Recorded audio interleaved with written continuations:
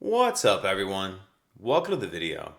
Today we're going to take a look at how to change the battery in this Ford remote key fob.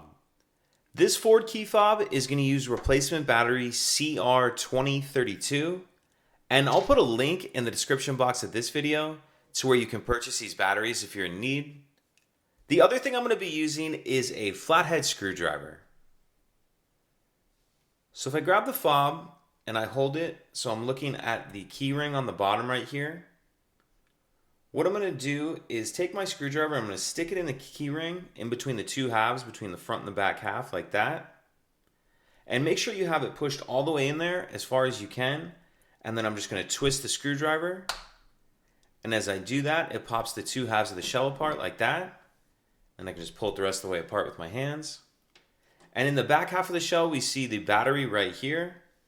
You can use your screwdriver just to get under the edge of the battery, get it out of that little holder.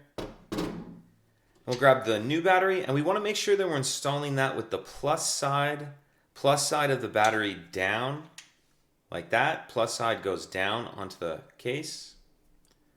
Once you have that battery snapped in there, you can go ahead and snap the two halves back together. And that's it. Pretty simple. If you have any questions, please let me know. If you could take a second to like and subscribe, it helps us out, and I'd appreciate it. Thank you.